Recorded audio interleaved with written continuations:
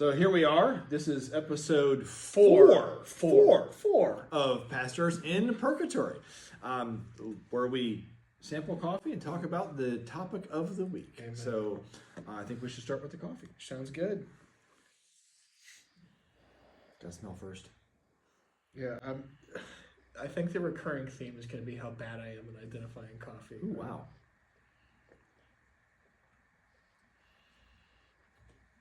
It smells amazing, but strangely, I'm having difficulty putting a note on any of it. Well, we know it's Advent themed. Well, it's Advent, y'all. You know now. It's Advent themed. The next couple of weeks, we're going to be doing Advent themed coffee. However, but I have there's nothing that says Christmas tree about this to me. That'd be a really weird flavor. Yeah, well, I mean, I was also thinking, like, how do you have an incarnational flavor? You know what I mean? I don't know that we need to have, like, a theologian, a coffee brewer on this. I almost think this might be oh, wait, there's a note of something.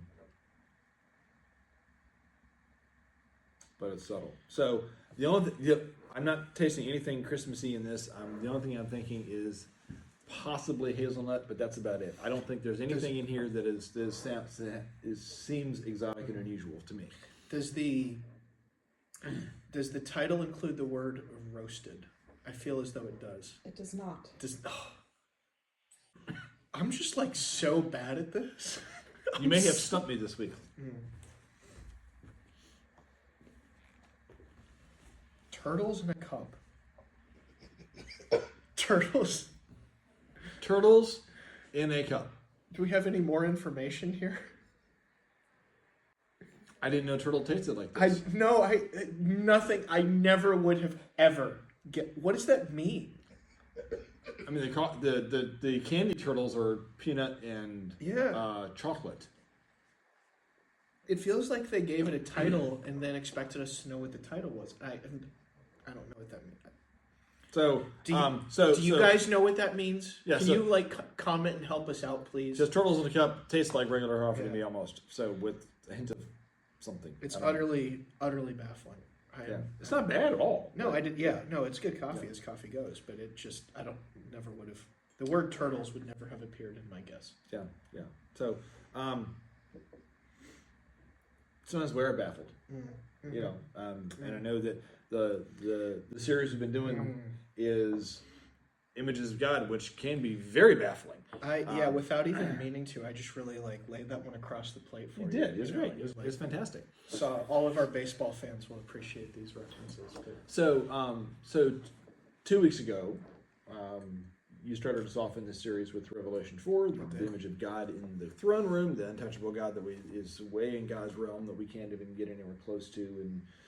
And so this past week, I was touching on Exodus 3, which is Moses in the burning bush, God being to us, but yet still untouchable, but with a purpose. God came to earth to give Moses a sense of call for a purpose that God had yet for him to do. The God who is beyond us equips us to do things that we think are beyond ourselves. Exactly. Takes a little bit of faith, a lot of faith, a little bit of trust, a lot of trust.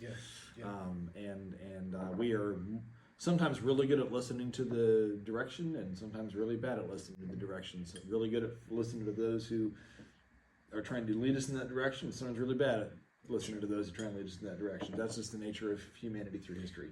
So this week is a little different take, Images of God, and I think it was Luke that had something to say about it, didn't he? Well, he did. So the way that I've been talking about this, just to put our cards on the table here, it's the passage that we're looking at is Luke's crucifixion narrative. And I think in some ways it's a little bit unusual for us to bring a crucifixion account into the story as we announce the time to the world. It's a little bit unusual at this time of year to bring the crucifixion story into into the frame in worship, right? But, Right. Because this is right in front of Advent, Yeah. which is the other end of Jesus' arc. But it's appropriate because this is the event we're preparing for. It's not just the birth of Christ, but it's also the murder of Christ. And I use that word intentionally. So the title of the sermon is Of Scandal and Conspiracy. We love a good. It sounds like it could be a Dan Brown novel. Yeah, that's yeah, great. Yeah. we love that.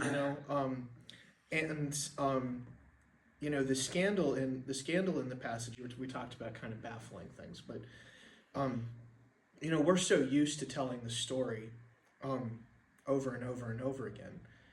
The scandal in the passage and the conspiracy about the passage are appropriately, I think, kind of hidden from view. So if you want to know what is scandalous and what is conspiratorial here, I would strongly encourage you to come to church this Sunday.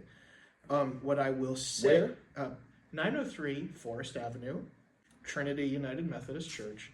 What I'll say, I think, in advance is that we are so used to this story. There are some story beats, Christmas Eve, all the way through Jesus's telling, all the way to the cross, and all of that, and the entire narrative that comprises Holy Week, that we are so familiar with, and we've been told so many times, that I think sometimes we forget that the Bible itself is not clear always on who is making the decisions. And so we have to talk about, we have to assume that the human characters in the story have agency. And we have to assume that the divine characters in the story have agency as well. And that intersection will be a very interesting point of discussion on Sunday. We revealed the God of the throne room, if you will. We were in Revelation 4.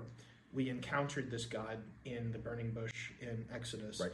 And now we're going to see what this God looks like when there has been a sort of, I guess you could say, a full integration maybe of God into human reality. How does that play out? How does that function? What does that look like? And what does that mean for our relationship with God? So come Sunday. Of Scandal and Conspiracy, we'll have more to say come Sunday morning. 9 and 11 o'clock are our service times. Again, Trinity UMC, 903 Forest Avenue.